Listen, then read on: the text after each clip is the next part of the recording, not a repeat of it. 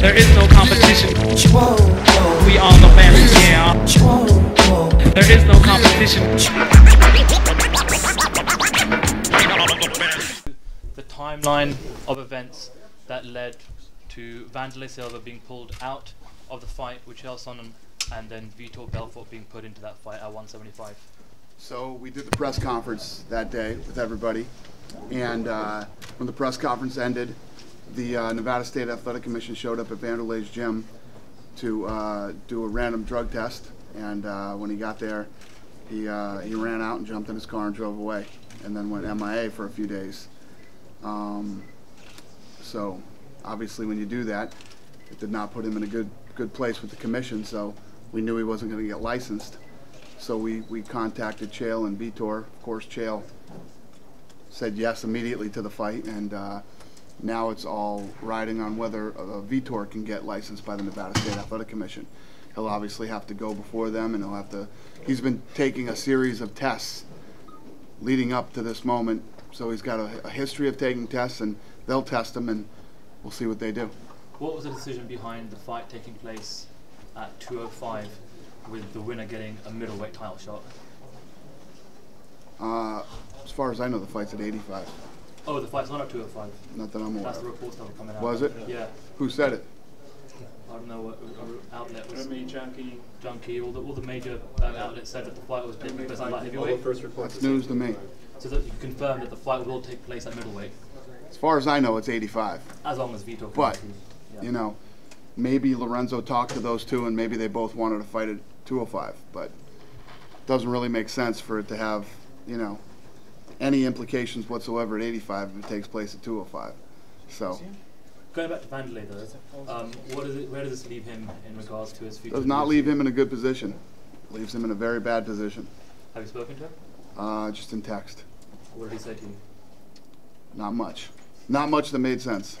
He's planning on releasing a video to explain his side of things later on today. Cool. He can shoot all the videos he wants. He's in trouble. Do you think he'll fight again for the UFC? I don't know. We'll see what happens. Next one, boys. He's going to have to get. No, it's all right. Let these guys ask whatever they want. Okay. It's he's gonna have a hard time getting licensed again. Hard time. So we'll see what happens. Dan, can you give us an update on why the contract hasn't been signed between Alexander Gustafsson and John Jones? It is. Gustafsson signed his. Yeah, but we're waiting for Jones. Why Jones hasn't signed? Is there any update on what the delay is? Ask John Jones. Do you have any ideas for a location yet? For the fight? It'd be Vegas. Okay. In either August or September. Dana, you are doing a European tour right now, doing like Sweden, Germany, and we are really waiting in Holland to get our first UFC event, or at least have it broadcasted in. So are we. Believe me. So are we. What do you got, Gary? It's on the map. We haven't figured it out yet, but we'll get around to it. Don't worry. Cool. And believe me, we know how big it is. We've talked about it, and we get it. Believe me. Cool. Thanks. Dana, George St. Pierre is here. Have you spoken with him this week? Yeah. Any updates? You know, his knee is in bad shape. I don't know if you saw on stage, but his knee is very swollen, and you know he's going through that process. It's gonna, you know, how long has it been since he had the surgery? Like a month. You know, he's another year. So he'll be out for a year. On Gina Carano also, you said... I haven't talked to her yet. I still owe her a phone call. Yeah, I still haven't made that phone call. It's funny, today I was reading my Twitter timeline and people were all saying, call Gina. Call Gina. Do you intend on making a phone call? I do. Yeah, I've been a little busy. I didn't expect the week that I had, you know.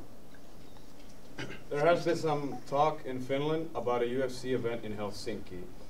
Any info on this? I believe that is true, and we've had lots of requests for yeah. an event in Helsinki, and again, it's on the map. I mean, the great thing about this is a great conversation for everybody, because more and more cities, more and more countries want to have a UFC event there. But you know, obviously, we're limited by resources. I mean, we can't be everywhere, and there's only so many weeks in a year. But we're trying. We're talking to all of them. We're trying our best to get around. I mean, really, we are. Dana, is there an update on your health in regards to the Meniere's disease? Amazing. Because I know that you got your treatment here in Germany, right? I love it. Yep. Germany saved me. Have you had any follow-up treatment since? Nope. That's it.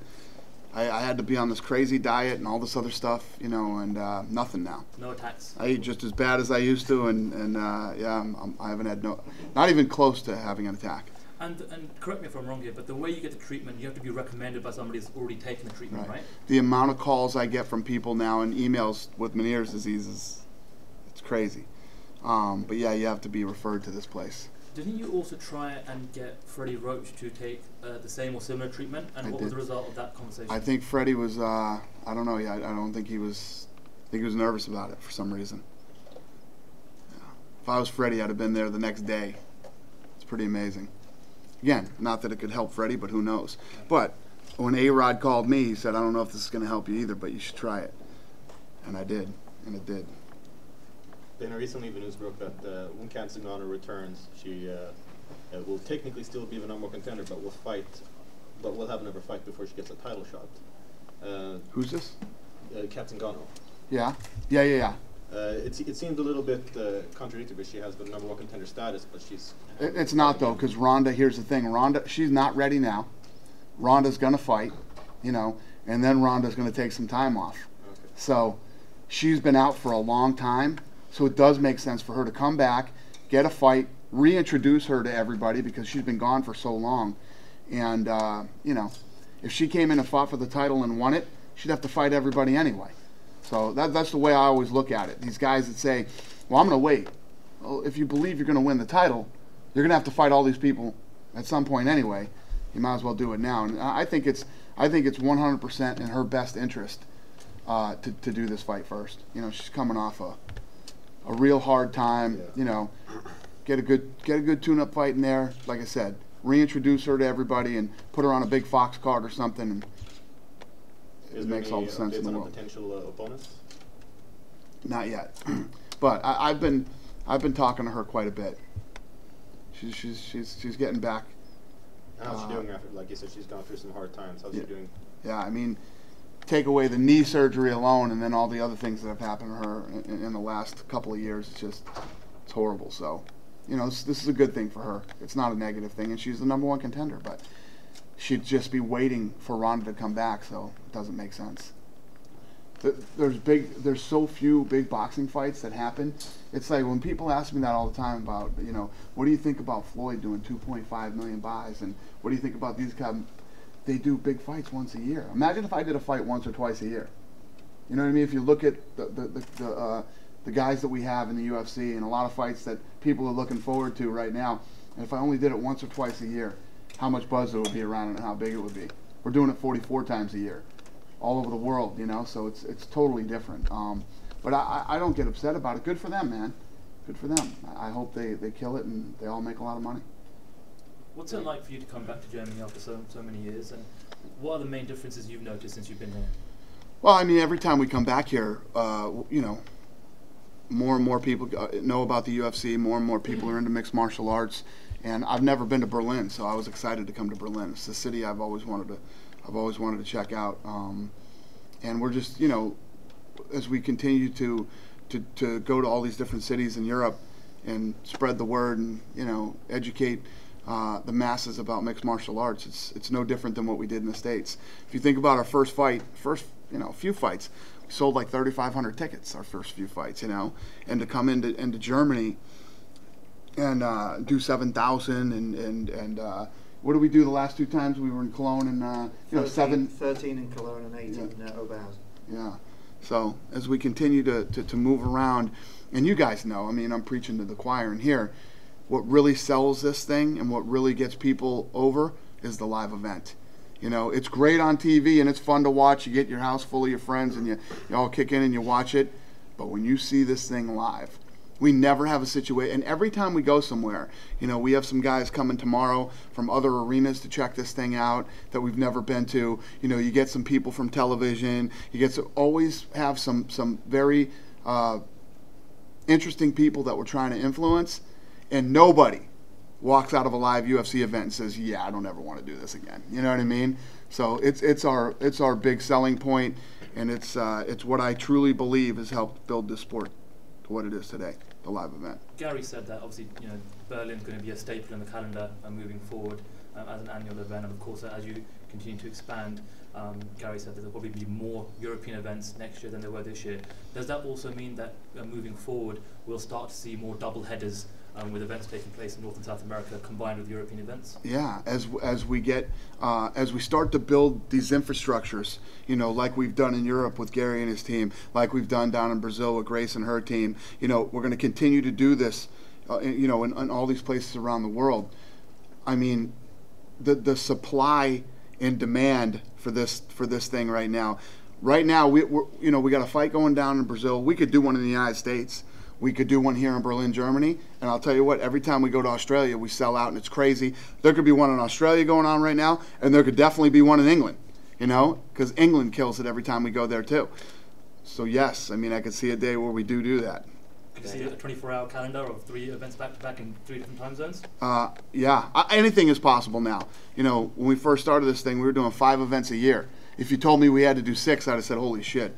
I don't know if we can pull that one off, you know, and now look what we're doing. So anything is possible. Dana, there's been sort of word that UFC Dublin might be covered in Fox Sports. Is that a possibility? Yeah. You know, we're talking, you know, when we went out and did this Fight Pass thing, you know, we offered those to Fox first, and Fox wishes they took them now. And yeah, probably. Brilliant. A lot of people are excited about that Dublin fight, man. I mean, it's just, the buzz around that Dublin fight is insane. Yeah, that's crazy. Another question, then, sorry. Yeah, You mentioned to me after London and Scrum last time that you were going to talk about doing the title fight in Europe. Any update, or is that a possibility by the end of the year? Yeah, no, it definitely is. You know, we were looking like we might have the Jones-Gustafsson fight out here, you know what I mean? But it looks like that's going to be in Vegas in September or August or September. But yeah, we'll see. Where would it likely venue be? I don't know. No. I don't know yet. Any A big one. Who would you put in? Anybody. Like any weight class? Anybody. Yeah. You're that confident? Would it be pay-per-view? Yeah. If we did a title fight, probably. I mean, we've done some title fights that were on Big Fox, and you know, who knows? Dana, what are your thoughts about a fight between TJ Dillashaw and Uriah Faber? You know, Uriah Faber's the #2 ranked guy in the world. You know. Do you like it? I love it. And what do you think since Uriah Faber? I think that, you know, here's the way that I think about that. This isn't a team sport. Yes, you train with guys that are part of your team, but that's the way boxing has been for years. You know, if you look at a guy like Larry Holmes, he was Muhammad Ali's sparring partner for years. You know, and there's 1,000 stories like that in boxing where the guys came up and, you know, got beat on by the great guys until they became great themselves. And I think that you know, Uriah Faber has never won a title in the UFC, and I guarantee you he wants to. I just don't see him walking away from that. And is Assunção next for TJ, or Is what? Assunção Oh, I don't know yet. next? I don't know yet. You know, we're still trying to figure that out. There's a lot of interesting possibilities in that weight division now, and you know, people are excited about it. Just going back to the potential of the fight between John Jones and Gustafsson, there was a lot of talk of it being held in Stockholm. What was the main reason or reasons why it didn't take place in Stockholm, and were you looking at Vegas instead? Because you know, at the end of the day, Vegas is still the fight capital of the world. It's still a big destination. Not that Sweden isn't a big destination, and believe me, we by no means look at Sweden and say, believe me, we get it and we like it a lot. We're very interested in doing something big in Sweden. But the Jones-Gustafsson fight makes sense in Vegas. And it's not that it doesn't make sense in Sweden either. You know, believe me, I'd love to do it there and see it. It's just when you start looking at pay-per-view and the time and how much press we might lose or gain by being in Sweden because of how big it would. I don't know. You know, but these are the things we battle with in the office and try to figure out, you know, you want to do the right thing. But I can go both sides of that one. Why do you think John's taking so long to sign that contract? You got to ask John Jones that. I don't know. Yeah. Sweden is ruled out. I don't like it. I don't like it at all. Sweden is ruled out for sure. No. On the Dublin thing that you mentioned there about it changing to Fox Sports 1, would that mean more bouts would be added and it wouldn't be considered the EMEA standard of maybe only 9, 10, 11 bouts? We might get 13 or 14 for Dublin? Oh, that's funny. There's not enough fights on that card? You want me to throw 3 more on there? No, I'm just saying. I'll throw 3 more on there. Fox Sports Will that make you happy if I put 3 more fights? Probably. Done. You got it. All right, we'll put 3 more fights on there. So it's... Is there any more fights in the pipeline for UFC Dublin? Because obviously Gunnar's... Yeah, we got 3 more coming now. My man just added 3 fights to the card, so it lives up to the standard of all the other Fox fights. So obviously Ryan had to pull out yesterday, and Gunnar was supposed to. You mentioned to me that he would. Gunnar's going to fight. We'll get him get another top 15. opponent. Well, he's an opponent now. Who's stepped in? Zach Cummings. There you go. Are you a little bit disappointed And what? that Ryan Flair pulled out because It's part of the sport. It's part of the sport, and it seems like every other year we get this injury bug, man, and we're going through it again right now. But it's part of the sport. You know, after what we went through in 2012, it's the first time it had ever happened to us since, you know, we've been in business since 2001. Now nothing surprises me, and it's just part of the sport. And Dana, are you going to be in Dublin yourself? Hell yes, I will be there. Hell yes. Can't wait. Dana, some of the first reports of why the delays in Russia are taking place was because of safety reasons. Whether it's true, I'm not sure. They are having some internal problems. The UFC will be debuting in Mexico, which is also a little bit unstable. Are there any extra precautions that are going to be taken for a UFC event in Mexico City? Well, you know, there's places. It's not like, you know, all the places we've been are exactly, you know, the safest places. You know, considering other countries that people come from, like if you're coming from Germany or if you're coming from, you know, the United States and Canada. But I mean, look at the events we've held in Brazil. You know, we're going to do just fine in Mexico City too, and that's not one of the concerns with Russia. You know, concerns are what Gary said earlier. There's just not enough time in the day. I mean, Gary and I were talking about this last night when we first met and sat down when I landed. But it's like when you try to wrap your brain around all the stuff that's possible and all the things that we could do, then it's trying to figure out how to like you know, me and Lorenzo were 2 guys. Lorenzo's working on what he's working on, I'm working on what, and now we got Gary. And Gary pretty much covers all of Europe, down in the Middle East, you know, and he's one guy. He's one guy. He's kicking ass for one guy. So we're doing the best we can do. What was it like to finally bury the hatchet with Ken Shamrock? It was fine. I actually appreciate the fact that he reached out and said that he wanted to squash it. So, you know, I think a lot of my beefs with fighters are played up. If you think about it, right now we have 505 guys under contract, right? We've had thousands of guys under contract over the last 13 years. And I've had huge blowouts with like 4 of them, you know? Pretty good ratio. One of the guys you had a blowout with was Paul Daly. And I know you've spoken about this in the past, but... And it wasn't that I had a blowout with Paul Daly. What Paul Daly did was just, you know, it's unforgivable. You know, in the history of the UFC, nobody has ever walked up and sucker punched a guy after the fight. It's never happened. It's happened one time, and it was with Paul Daly. And Paul Daly had his management write me a letter a few days ago. Really? Yeah. And basically saying, you know, he's grown up a lot since that incident. He's been on a win streak. You know, it's one of his biggest regrets in his life, and things like that. And you know, I showed it to Lorenzo, and Lorenzo's like, "It's up to you, brother. What do you want to do?" And it's such a hard one for me. It's a hard one for me. Where are you right now? Where are you right now? Do you think there's a chance, more than a 50% chance that you might sign him? I don't know. I haven't really had a chance to think about it, you know. If you had to decide right now, what would you say? No. No. Yeah, you made me decide right now. I say no. I haven't really thought about it. It's just one of those things that's hard to forgive. But as you've been in a forgiving mood lately, you know, burying the hatchet with Ken Shamrock, I thought maybe... Let's not get crazy. Let's not get crazy. I always liked Paul Daly. You know, I liked him as a fighter and the way that he fought and everything else. But I'm telling you, I walked up into the octagon that night when that was going on, and he just didn't give a shit. He didn't give a shit. Don't you think that may have been like heat of the moment?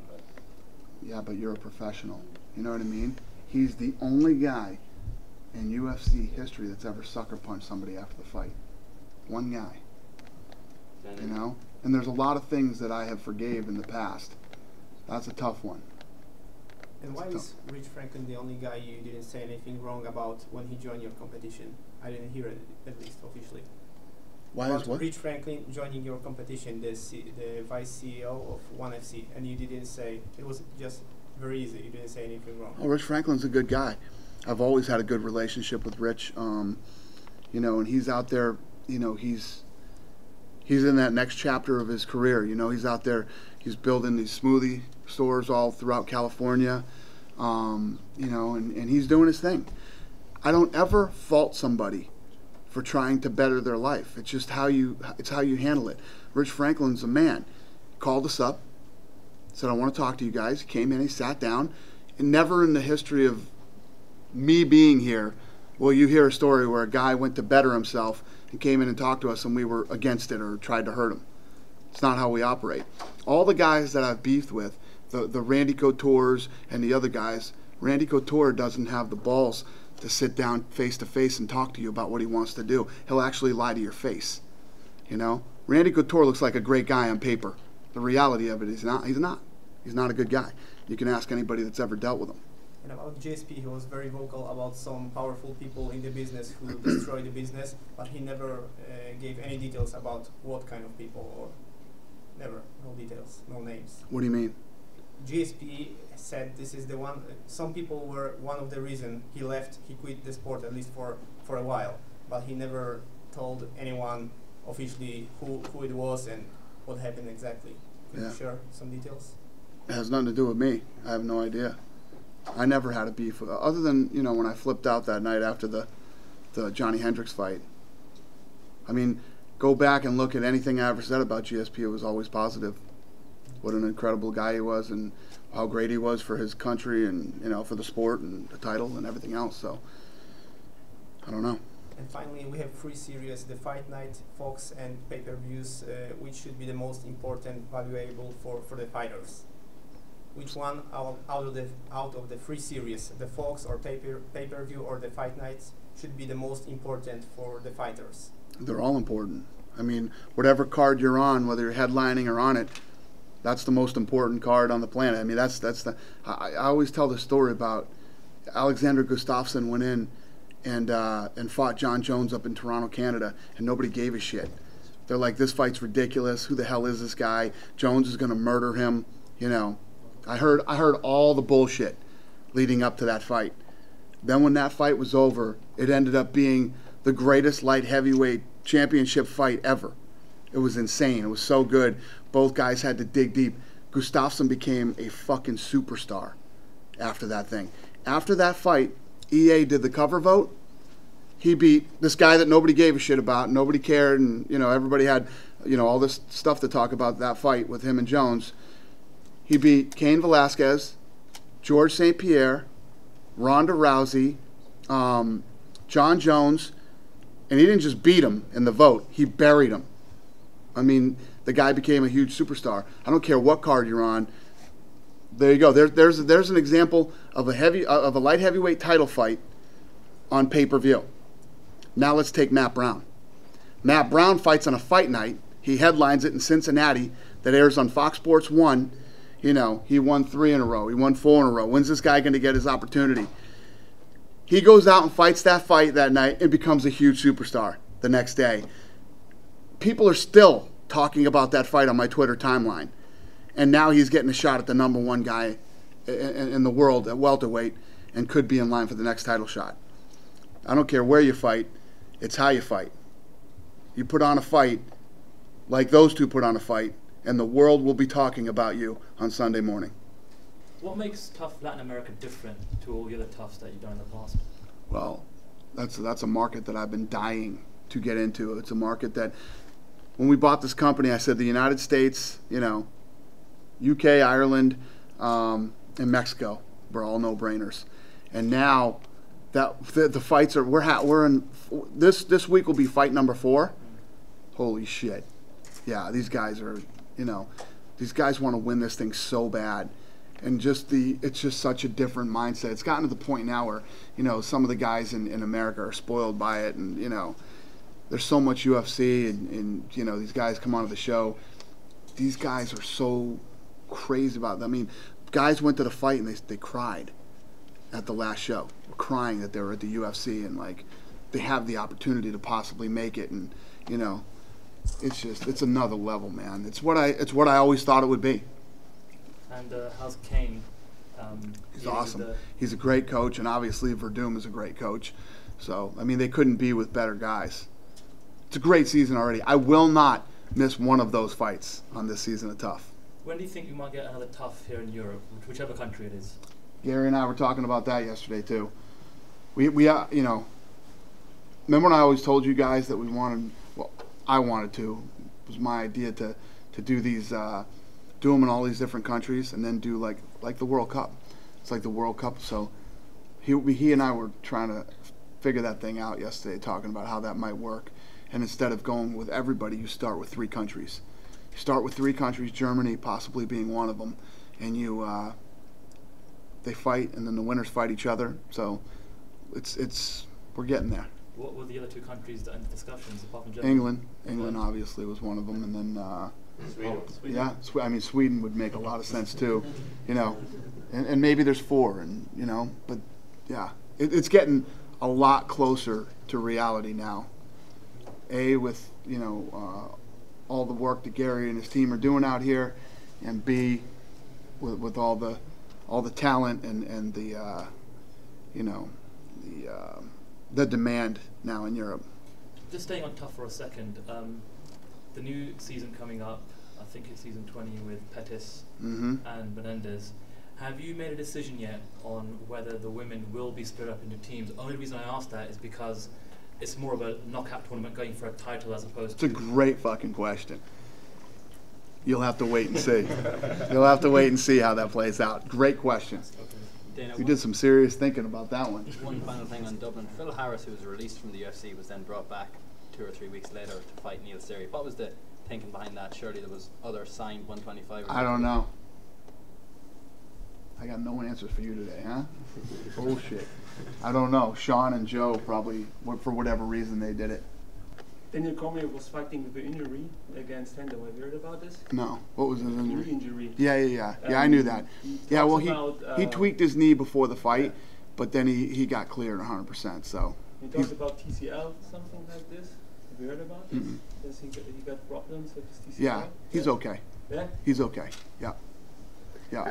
Do you have any updates on the German TV ban for the UFC? We're getting close now. Things are getting better here, and you know, it's not as negative as it was.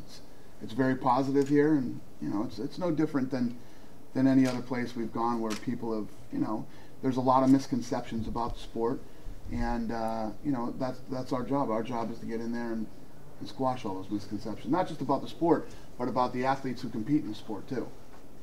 And how important is it for you to solve this problem, to back up your promise to come back to Berlin every year? Well, it's important. I mean, obviously, you know, we want to get on television here, as we want to get on television everywhere we go.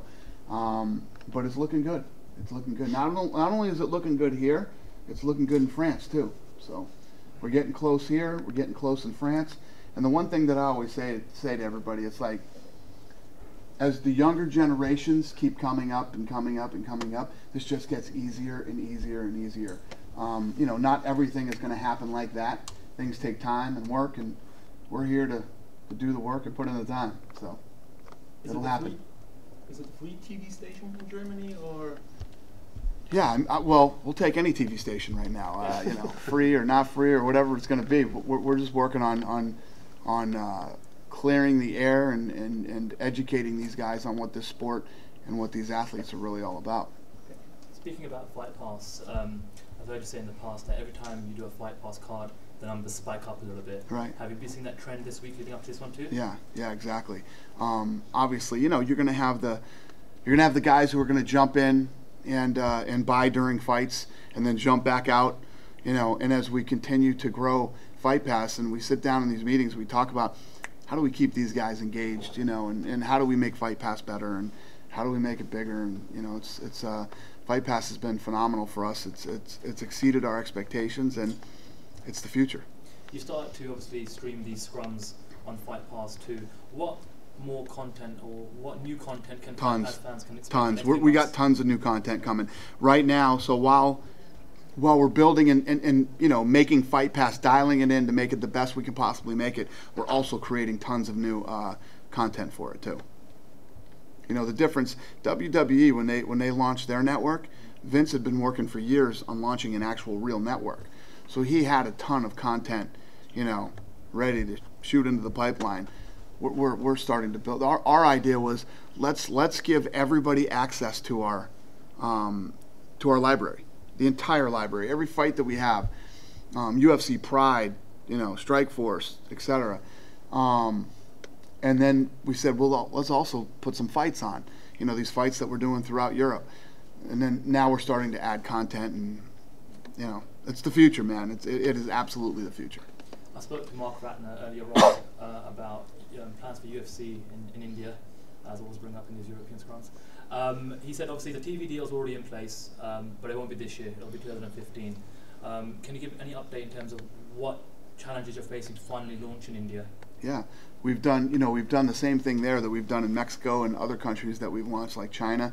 You know, you go in there, you start looking for talent, you start getting some talent trained and get them working, and same thing we did in Mexico, and we're going to do it in India, and I'm very confident that we're going to do well there. There's lots of different Indian populations in the UK, in London specifically, in the Midlands, in Toronto and Vancouver, Yeah. with a lot of MMA fights coming out of those countries. So would you maybe think about getting second generation Indians that are actually born in India, that can speak the language, that have maybe grown up in the Western world, and you know, in the first world country with MMA kind of champions? I'll take any Indian who can fight, and you know what I mean. I'll take them, anybody. You know, you have to start somewhere. Again, I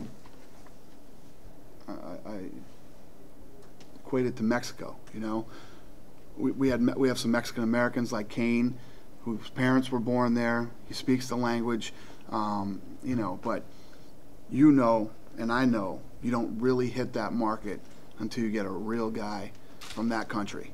You know, second generation's great. They appreciate it and everything else. But when you get a guy from that country who goes in, kicks ass, and wins a world title, that's when everybody notices. Will you be having an eye on Ben Askren today? Will you be having an eye on Ben Askren today? Oh, is he fighting today? Yeah. This is his debut. Apparently not. I didn't even know. No, but good luck to him. He's under contract with somebody else. You know, so. Do you think he'll fight in the UFC one day? I don't know. We'll see. Do you think the UFC 175 card, given the fact that you got so many of your marquee big names like Machida, Weidman, Belfort, Sonnen, Ronda Rousey, Faber, I believe, is also on that card, do you think it could break 1 million buys? I hope so. I mean, that'd be great. Yeah, I mean, it's obviously a strong card on a big weekend. We always kill it on that weekend. You know, the expo, there's just so much going on that weekend that it's, and this weekend's awesome. I mean, this one, every year we do it a little bit better and a little bit bigger. So for the people that are coming, I mean, they're going to have a blast that week, you know, as we get better at doing that, that International Fight Week. And, yeah, I think that card's strong, and I think it's going to do very well. I think it's going to probably be right up there, other than Jones Gustafsson, as one of the biggest of the year. I think TJ Dillashaw is now the #1 in terms of the biggest upset and shock. Yeah, it probably is. Probably the GSP one was pretty big. It's hard to discount that one, man. I mean, it was a pretty big upset, and you know, especially when it was, you know, if you remember back to that time when we did that show, it was called, you know, The Ultimate Fighter: The Comeback. People were like, "This is crazy that a guy gets to come off this show and gets a shot at the title. It just makes no sense." And when it was Matt Serra, people were like, "Poor Matt Serra, he's going to get hurt in this fight." And he comes in and knocks GSP out in the first round. It was a pretty big one. But going back to Dillashaw, do you think that's one of the greatest performances as a whole? Oh, without the greatest, the greatest performance. I mean, everybody. You ask anybody who was there that, and then to be there live in the arena that night was insane. I mean, that place was going crazy, and there were a lot of Brazilians there. There were a lot of Brazilians there. So it was a fun night. Hit it! There is no competition. We all the family, yeah. There is no competition.